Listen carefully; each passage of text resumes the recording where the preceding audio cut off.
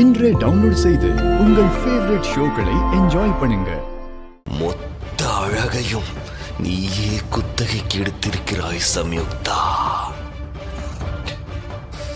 சம்யுக்தா, இந்திரலோகத்தில் ரம்பை, ஊர்வசி, மேனகைன்னு 3 பேர் இருக்கிறார்களாமா. அவர்கள்தான் சிறந்த அழகியல் என்று சொல்லுவார்கள். ஆனால் அந்த 3 பேரும் உன்னிடம் வந்து அழகை பிச்சை எடுக்க வேண்டும் சம்யுக்தா.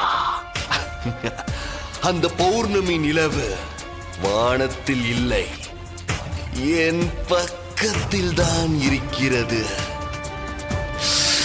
அப்படி ஒரு ஒளி உன் முகத்தில் தெரிகிறது சம்யுக்தா.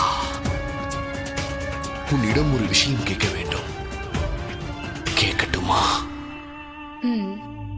ஏன் இந்த திடீர் மாற்றம்? ஒரு பொண்ணு எப்பவுமே ஒரு வீரனோட மனைவியா வாழணும் தான் ஆசைப்படுவா. என் கண்ணுக்கு பார்த்திபன் பெரிய வீரனா தெரிஞ்சான். ஆனா 1000 வருஷங்களுக்கு அப்புறமும் அவர் திரும்ப வந்தாலும் உங்ககிட்ட தோத்து போய் இறந்துட்டாரு. அவரோட காதலின்னு சொல்லிக்கவே எனக்கு அவமானமா இருக்கு. அதே நேரத்துல உங்க மனைவியா வாழ போறத நான் பெருமையா நினைக்கிறேன். அப்போ நீ என்னை முழு மனதோடு ஏற்றுக்கொள்ள தயாராகிவிட்டாயா? அப்படித்தானே? ஆமா.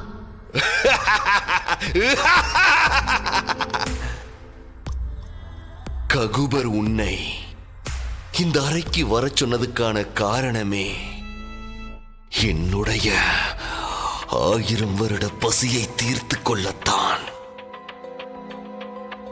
ஆனால் நீ இங்கு வந்ததும், என்னை கல்யாணம் செய்து கொள்ள சம்மதம் என்று சொன்னதும், நான் என்ன செய்வதென்று தெரியாமல் திகைத்து போய் நிற்கிறேன்.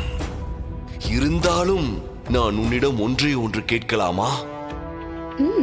கேளுங்க அரசே.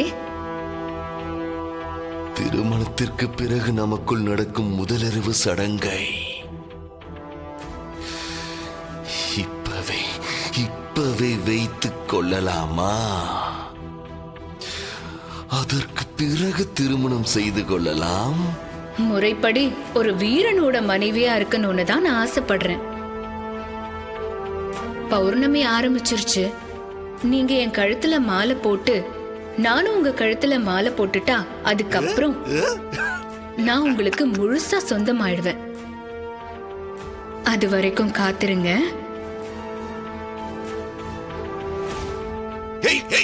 சம்யுக்தா,